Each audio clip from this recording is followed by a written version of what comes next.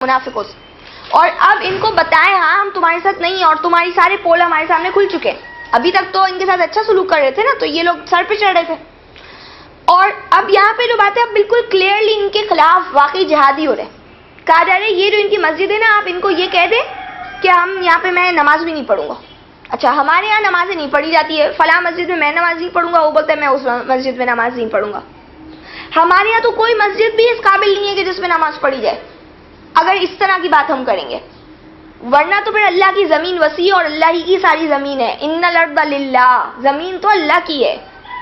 تو پھر اس سوچ کے ساتھ نماز پڑھیں کہ زمین اللہ کی ہے, عبادت ان صلاتی ونسکی ومحیای ومماتی للہ رب العالمین, میری صلات میری قربانی کس کے لیے؟ اللہ کے لیے. یہ سوچ کے نماز پڑھیں. ہمارے یہاں تو کوئی مسجد بھی قابل نہیں ہے. اچھا اگر اس سٹینڈرڈ پہ نہیں اترتی کمپلیٹلی کہ وہ گھات کی جگہ بنی ہوئی ہے یا وہ تکلیف دینے کے لیے بنی ہوئی ہے, تو اس سٹینڈرڈ پہ بھی پوری نہیں اترتی کہ وہ تقوی پہ پہلے دن سے بنی ہوئی ہے. اس کی بنیاد تقوی پہ تو نہیں ہے, اپنے فرقے کو پروموٹ کرنا اور بڑا کرنا ہے, اپنی عزت اپنی شان و شوکت کے ہم نے اتنے رقبے پہ مسجد بنائی ہے. تو کہا کہ آپ اس مسجد میں کھڑے نہیں ہوں گے. نبی صلی اللہ علیہ وسلم کو خاص منع کر دیا گیا. اور وہ مسجد زیادہ حق رکھتی ہے کہ آپ کھڑے ہوں اس میں پہلے دن سے, جو تقوی کی بنیاد پہ رکھی گئی ہے, اور اس میں وہ لوگ ہیں جو پسند کرتے ہیں کہ وہ خود بھی اپنے آپ کو پاک رکھیں. یہاں پہ تو ان کو جتنی نئی نئی ناپاکیاں ملتی ہیں یہ سب اس کو لینے کے لیے تیار ہے.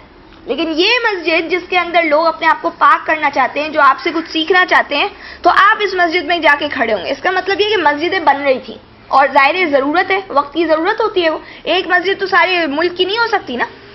تو خیر یہاں پہ بات یہ کہ جو ہمارے یہاں نہیں جاتے مسجدوں میں, تو ایسے تو پھر کوئی مسجد میں بھی نہیں جانا چاہیے. صحیح ہے نا, کیونکہ کوئی بھی اس مقام پہ پوری نہیں اترتی. آیت نمبر 109, افمن اسسا, تو کیا جو شخص جس نے بنیاد رکھی, بنیانہ اپنی عمارت کی, اعلیٰ تقوی من اللہ, اللہ کے تقوی پر, ورضوان اور رضامندی پر, خیر بہتر ہے, امن اسسا بنیانہ, یا وہ جس نے بنیاد رکھی اپنی عمارت کی, اعلیٰ شفا جرف, کنارے پر, ہارن جو گرنے والی ہو, فنہار بھی, اور لے گرے اسے وہ, فی ناری جہنم, جہنم کی آگ میں. واللہ لا یہدی القوم الظالمین, اور اللہ تو پسند, اللہ ہدایت نہیں دیتے ظالم لوگوں کو. اب کیا بات یہاں پہ بتائی جا رہی ہے؟ کہہ رہے کہ جو شخص جس کی بنیاد, یہاں پہ مسجد کا ورڈ نہیں ہے, یہاں پہ بنیاد, کوئی بھی کنسٹرکشن اس نے کی ہے, کوئی بھی اس نے عمارت بنائی ہے جو تقوی کے اوپر بنی ہے. جیسے ہم کہتے ہیں مدرسہ, اس کی بنیاد کیا ہوتی ہے؟ اس کی بنیاد کیا ہوتی ہے؟ فنڈامنٹل جو ہوتا ہے اس کا, وہ کیا ہوتا ہے؟ اس کے اوپر ہوتا ہے نا کہ اللہ کو راضی کرنا ہے, تقوی کے اوپر ہے. صحیح ہے کہ اللہ تعالیٰ کے دین کو لوگ سیکھیں گے. اللہ کہہ رہے وہ بہتر ہے, یا وہ جو بنائی جاتی ہے آگ کے گڑھے کے کنارے پہ ایک بلڈنگ, وہ بلڈنگ میں کیا ہو رہا ہے, وہ جگہ پہ کیا ہو رہا ہے, اللہ رسول کے مخالف کام ہو رہے ہیں, یا قرآن کے اگینسٹ سارے کام ہو رہے ہیں. اگر باقاعدہ رسول کے خلاف سازشیں نہیں ہو رہی تو اسلام کے اوپر عمل نہیں کیا جا رہا. وہ بلڈنگ جو ہے وہ کیا کر رہی ہے, لوگوں کو گناہ تو دے رہی ہے لیکن اس کو نیکی نہیں سکھا رہی. تو کوئی بھی ایسی عمارت جو آگ کے گڑھے کے کنارے پہ بنی ہوئی, یعنی جدھر سے لوگ اچھائیاں نہیں اور برائیاں لے کے نکلتے, جو ادارے ایسے بنے ہوئے جدھر سے کیا ہوتا ہے, اسلام کے خلاف کام ہوتے ہیں, گناہ ہو رہا ہے وہاں پہ, تو اللہ فرما رہے ہیں کہ وہ ان میں سے کون سی بنیاد جو ہے وہ بہتر ہے, یعنی عمارت کون سی بہتر ہے. یہ تو ہر انسان سمجھتا ہے اس بات کو. اللہ تو ظالموں کو پھر ہدایت نہیں دیتے. 110 میں کہتے لا یزال بنیانہم الذی, ہمیشہ بنی رہے گی ان کی عمارتیں وہ جو بناؤ انہوں نے بنائی, ریبا شک کا باعث, فی قلوبہم ان کے دلوں میں, الا ان تقطع قلوبہم, یہ مگر یہ کہ ان کے دل پاش ہو جائیں. واللہ علیم حکیم, اور اللہ علم والے حکمت والے. اب کیا کہتے ہیں کہ ایسی عمارت, جیسا کہ کہا کہ اس مسجد میں آپ صلی اللہ علیہ وسلم کھڑے نہیں ہوں گے, تو ایسی عمارت جو تقوی کی بنیاد پر نہیں ہے, اور جو ایک عمارت ہوتی ہے تقوی کی بنیاد پر نہیں ہوتی لیکن اس کے اندر گناہ بھی نہیں ہو رہا ہوتا ہے, یعنی کوئی خاص اللہ کے لیے نہیں بنی ہوتی لیکن اس میں کوئی غلط کام بھی نہیں ہوتا, جیسے آفیسز ہوتے ہیں جدھر کوئی کرپشن نہیں ہو رہی ہے, کچھ ایسے. لیکن یہ ایک ایسی عمارت جس کے اندر باقاعدہ گناہوں کو پروموٹ کیا جا رہا ہے, وہاں سے اشاعت ہوتی ہے غلط چیزوں کی, کچھ نہیں تو سمجھ لے ایڈورٹیزمنٹ ہی ہو رہی ہے جو بے حیائی کو سپورٹ کر رہی ہے. تو یہاں پہ کہا کہ ہمیشہ ان کی یہ عمارتیں, جو بھی بندہ آج عمارت بناتے, چاہے ایک مسجد تو ریلیجس سمبل ہے نا, مسجد کیا ہے, ایک دین اور عقائد ہے نا اس سے تو وابستہ, لیکن یہ عمارتیں تو عام ہیں. تو کہہ رہے ہیں کہ یہ عمارتیں جو بھی بندہ بناتا ہے ایسی جس کے اندر اللہ کے خلاف کام ہوتا ہے, وہ ہمیشہ شک میں ہی رہے گی, یعنی کبھی ان کو سکون نہیں ملے گا اس جگہ سے, یہاں تک کہ ان کے دل پاش ہو جائیں, یہ ختم ہو جائیں گے, مر جائیں گے. یہ یعنی ایک محاورہ دیا گیا ہے کہ انسان مر جائے گا لیکن اس کا وہ شک نہیں ختم ہوگا کہ یہ مطلب سیٹسفیکشن اس کو نہیں ملے گی, اس سے کبھی بھی وہ اطمینان میں نہیں رہ سکے گا, اور وہ خود اپنے دین ایمان کے معاملے میں ہمیشہ مشکوک رہے گا. تو اللہ ہمیں ایسی عمارتوں سے بچائے کہ ہم بنا کے اور خود ہی پھنس جائیں کہ ہم نے کیا بنا دیا. اور ایسا ہوتا ہے, آپ کہتے ہیں یہ میں نے کیا کھول کے رکھ دیا, یہ تو ایک مصیبت بن گئی, وبال بن گیا ہمارے اوپر, اور وہ واقعی آپ ہمیشہ شک میں ہی رہتے ہیں کہ صحیح ہے غلط ہے. جیسے کہ ایک بندہ ایسی جگہ پہ کام کرتا ہے جو کہ مشکوک ہی رہتا ہے ہمیشہ, تو اگر وہ چیز غلط ہے تو واقعی قیامت کے دن تک مشکوک ہی رہے گا, یعنی وہ انسان مرتے دم تک اس کے اوپر کبھی بھی سیٹسفائی نہیں ہوگا. اور اللہ علم والے حکمت والے ہیں, یعنی ہم اپنا کیا کریں, محاسبہ کریں, اور ایسی جگہوں کو چھوڑنا زیادہ اچھا ہے. 111 ان اللہ اشترا, بے شک اللہ نے خرید لی, من المؤمنین ایمان لانے والوں سے, انفسہم ان کی جانیں, و اموالہم اور ان کے مال, بان لہم الجنہ, اس وجہ سے کہ ان کے لیے جنت ہے. یقاتلون فی سبیل اللہ, یہ قتال کرتے اللہ کی راہ میں, فیقتلون تو قتل کرتے ہیں, ویقتلون اور قتل کیے جاتے ہیں, وعدن علیہ حقا, وعدہ ہے اس پر, اس اللہ پر, حقا سچا, یعنی اس اللہ کے ذمے وعدہ ہے وہ سچا, فی التوراۃ والانجیل والقرآن, تورات میں بھی اور انجیل میں بھی اور قرآن میں بھی. ومن اوفی, اور جو بھی پورا کرے, بیعہدی اپنے عہد کو, من اللہ اللہ سے کیے ہوئے, فاستبشروا تو خوشیاں منائے وہ, ببیعکم اپنے سودے پر, الذی وہ جو, بایعتم بہ تو خوشیاں مناؤ اپنے سودے پر وہ جو تم نے ٹھہرایا ہے اللہ کے ساتھ, وذالک هو الفوز العظیم, اور یہی وہ عظیم کامیابی ہے. اب کہتے ہیں کہ کوئی شک نہیں کہ اللہ نے تو ایمان والوں سے ان کی جان, ان کا مال سب خرید لیے. کیوں؟ اس لیے کہ ان کے لیے جنت ہے. کتنی پیاری بات ہے, یعنی اللہ کہتے تم نے تو مجھے اپنی جان مال بیچ دی ہے نا, تم تو کچھ بھی کر کے اپنے آپ کو لگانے کے لیے تیار ہو نا میرے لیے, کیوں؟ میں نے تمہیں جنت دینی ہے. وہ جنت کوئی سستی چیز ہے؟ وہ جنت کوئی تھوڑے سے دن کی چیز ہے؟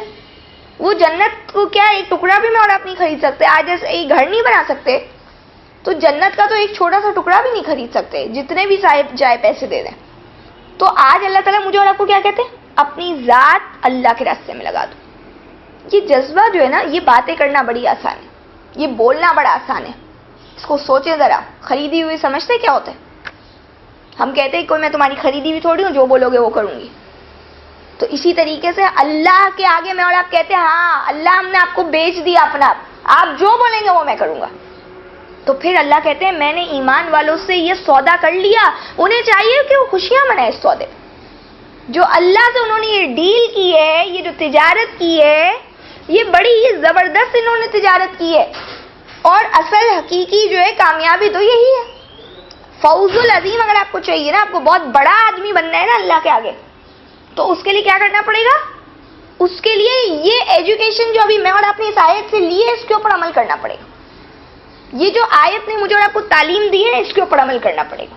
کیا کر لیں؟ اللہ کے ساتھ سوچ سمجھ کے کریں گے. یہ یہاں پہ ہاں بولنے سے کوئی فائدہ نہیں ہوگا. یہ الگ سے آرام سے بیٹھے سوچیں, ہر چیز کرنے کو تیار ہوں اللہ کے لیے.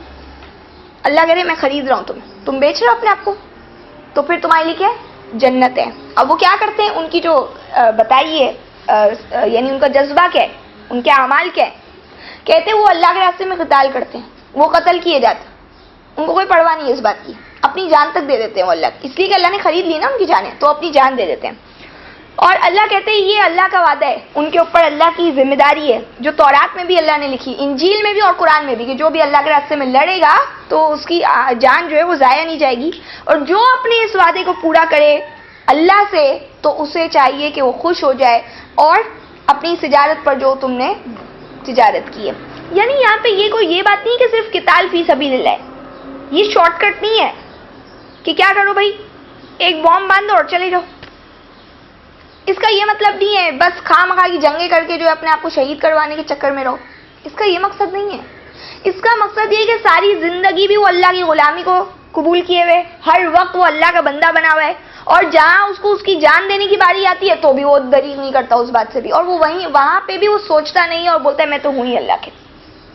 تو یہ پوائنٹ ہے اصل میں. اور آپ آگے پڑھیے, آگے ساری باتیں بیان کی جا رہی کہ اس میں کیا کوالٹیز ہیں. دیکھیں 112 میں کیا کہہ رہے, التائبون کیا ہوتے ہیں, وہ توبہ کرنے والے, العابدون عبادت کرنے والے, الحامدون حمد کرنے والے, السائحون اس کے 2 معنی کیے جاتے, سیاحت کرنے والے اور روزہ رکھنے والے, الراکعون رکوع کرنے والے, الساجدون سجدہ کرنے والے, الآمرون بالمعروف حکم دینے والے معروف کا، اچھائی کا، والناہون عن المنکر اور روکتے ہیں برائیوں سے، روکنے والے برائیوں سے، والحافظون لحدود اللہ اور حفاظت کرتے ہیں اللہ کی حدود کی، وبشر المؤمنین اور خوشخبری دے دو ایمان والوں کو. یہ ہے ایمان والے، خوشخبری دے دو ایمان والوں کو. کون سے ایمان والے؟ جن سے اللہ نے ان کی جان اور ان کی مال خرید لی ہے. اب وہ قتال تو کرتے، وہ تو ایک اینڈ سٹیج پہ آگے بات ہے، وہ تو ختم ہو جاتے ہیں نا، قتال ہو جاتا ہے، قتل کر دیے جاتے ہیں، یا جب بھی موقع آتا ہے کام کرنے کا تو وہ لڑنے کے لیے تیار ہوتے ہیں. لیکن اس سے پہلے ان کی عام زندگی میں کیا ہو رہا ہے؟ کیا ہو رہا ہے؟ نمبر 1 توبہ کرنے والے. تو توبہ کرنا اللہ کو پسند ہے. یعنی میں اور آپ ہر وقت کوئی نہ کوئی گناہ کر رہے ہوتے ہیں، تو اس سے پلٹ آئیں دوبارہ. اور وہ پلٹ آنا یہی ہوتا ہے کہ اس کو چھوڑنا آسان نہیں ہوتا. تو جب میں اور آپ یہ کرتے ہیں نا، یہ ریکوری جو کرتے ہیں نا گناہ کی، اس کو چھوڑ کر اور صحیح کرتے ہیں اچھا عمل، تو یہ اللہ کو بڑا پسند ہے. اللہ تو کہہ رہے نا اللہ کو پسند ہے، محبوب ہے توبہ کرنے والے. تو توبہ کرنا کیا ہے؟ ایمان والوں کی صفت ہے، اور اس میں ظاہر عاجزی بھی. نمبر 2 کیا ہے؟ وہ عبادت کرنے والے. عبادت کا مطلب پتہ ہے؟ عبادت کا مطلب صرف نماز نہیں ہوتی یا روزہ رکھنا نہیں ہوتا. عبادت کا مطلب ہوتا ہے فلی ایکسیپٹنس پہ آ گئے آپ اور میں، کیا ہو جائے؟ اللہ کو اپنا باس آقا مان لیں اور اللہ کے ہر عمل پہ کرنے کے اوپر صرف کان جو ہے نا ہم نے لگائے رکھیں، بس اللہ یہ بولیں گے اور ہم یہ کام کریں گے. تو غلامی کیا ہوتی ہے؟ آپ کو بولے بیٹھ جاؤ تو آپ بیٹھ جائیں، آپ کو بولو کھڑے ہو جاؤ کھڑے ہو جائیں. تو یہ بندگی کچھ اور چیز ہوتی ہے. نماز پڑھ کے بندگی نہیں حاصل ہو رہی ہوتی اصل میں، وہ صرف ہم کیا ہوتے ہیں؟ ایک فارمیلٹی ادا کر رہے ہوتے ہیں. تو اس کو اگر آپ اس سے اگر میں اور آپ سبق سیکھ لیں اس نماز سے، تو میں اور آپ کو پتہ چلے گا کہ کیسے میں اور آپ سجدہ کرتے ہیں، کتنا ایک میں اور آپ کے اوپر اللہ کا روب ہوتا ہے. یعنی ایک یہ کہ ہم اللہ کے آگے کھڑے ہوئے تو کسی سے بات نہیں کریں گے، کچھ اور سوچیں گے تو ہمیں سوچنا نہیں چاہیے. یعنی اگر اس کو صحیح معنوں میں اگر لے کے سمجھیں تو یہی چیز جو ہے وہ کیا ہوگی؟ ہماری عبادت میں آسانی رہے گی. یعنی ہم واقعی مکمل طور پر اللہ کے غلام بنیں، صرف نماز کے حد تک نہیں. پھر کیا کہا؟ نمبر 3 حمد کرنے والے، اللہ کی خوبیوں کو بیان کرنے والے اور ثابت کرنے والے. یعنی آپ اور میں ایسا کام کریں کہ بیان کر دیں لوگوں کو، دیکھو اللہ ہی کے لیے تمام خوبیاں ہیں. ان کو یا تو دکھا دیں گے یہ دیکھو اللہ کی تعریف ہر جگہ. پھر کیا ہے؟ نمبر 4 سائحون، سیاحت کرنے والے ہی کہتے ہیں یہاں پہ، جیسا کہ آپ نے پڑھا تھا فصیحو فی الارض، چلو پھرو. سیاح ساحہ کہتے ہیں وسیع اور عریض میدان میں چلنا. تو سیاحت کس لیے کر رہے ہیں؟ وہ اللہ کے لیے جا رہے ہیں، ٹریول کر رہے ہیں اور وہ اللہ کے کام کر رہے ہیں. یہاں تو کوئی ورلڈ ٹور کی تو بات نہیں آ رہی نا کہ گھومنے پھرنے جا رہے ہیں، یہ تو نہیں آ رہی نا بات یہاں. اس کا مقصد تو یہ سمجھنے کی والی بات ہے کیا کہ وہ اللہ کے لیے کتنا بھی دور چلے جائیں گے کام کرنے کے لیے، وہ کوئی ان کے پاس کوئی باؤنڈریز نہیں ہے. وہ کیا ہے؟ سیاحت کرنے کو بھی تیار ہے. کس کے لیے؟ اللہ کے لیے. اور راکعون 5 کیا ہے؟ رکوع کرنے والے. رکوع مطلب جھکے ہوئے. رکوع کی پوزیشن کیا ہوتی ہے؟ ساجدون سجدہ کرنے والے، یعنی سر تسلیم خم، جو بول دیا وہ کرنا ہے. راکعون کا مطلب یہ کہ جھکنے والوں کے ساتھ، جیسے کہا جھک جاؤ، تو جو بھی اچھا کام کرے ان کے ساتھ ہو جاؤ. اور پھر کیا ہے کہ ایسے بندہ جو رکوع کر رہا ہو تو اس کے لیے سجدہ کرنا بڑا آسان ہوتا ہے. صحیح ہے. اچھا جی، اس کے بعد کیا بولا؟ 6 پوائنٹس یہ ہو گئے. 7 کیا ہے؟ آمرون بالمعروف، اچھائیوں کا حکم دینے والے. اور 8 برائیوں سے روکنے والے. یہ ضروری چیز ہے ایمان والوں کے لیے. اور حافظون علی حدود اللہ. 9 پوائنٹ کیا ہے؟ اللہ کی حدود کی حفاظت کرنے والے. یعنی وہ خود بھی کیا ہے؟ اللہ کے قوانین اور حرام حلال انہیں پتہ ہے کیا ہے، اللہ کی باؤنڈریز کہاں یہ چیز کی لمٹ ختم ہوتی ہے، وہ اس حدودوں سے واقف ہے. تو اللہ کہہ رہے خوشخبری دے دو ایمان والوں کو. یہ تمام کام کر لیں تو پھر کیا ہے؟ فوز العظیم میں مل جائے گی. اللہ کو ہم نے اپنی جانیں خرید لی، اللہ کے اوپر ہمارا وعدہ پکا ہو جائے گا. اور اللہ کہتے ہیں میرا وعدہ پورا کرو، میں تمہارا وعدہ پورا کروں گا. آیت نمبر 113. ما کان للنبی، نہیں ہے نبی کے لیے، والذین آمنوا، اور ان کے لیے جو ایمان لائے، ان یستغفروا، کہ وہ بخشش مانگے، للمشرکین، مشرکوں کے لیے، ولو کانوا اولی قربا، اگرچہ وہ ان کے رشتہ دار ہو، من بعد ما تبین، اس کے بعد بھی جبکہ کھل چکی ہے، لہم ان کے لیے، یعنی ان کے بعد، اس کے بعد کہ جبکہ واضح ہو چکا ہے ان کے لیے، انہم اصحاب الجحیم، کہ وہ جہنمی ہیں. کہہ رہے نبی صلی اللہ علیہ وسلم کے بھی اختیار میں نہیں ہے، اور نہ ہی ان لوگوں کے جو ایمان لائے، کہ وہ مشرکوں کے لیے بخشش مانگے. جو صحیح ہے، جو دوسرے لوگ ہیں سمجھ آتی ہے بات، لیکن مشرکوں کے لیے بخشش مانگنے کی اجازت نہیں ہے. جب نبی کے لیے نہیں ہے، اللہ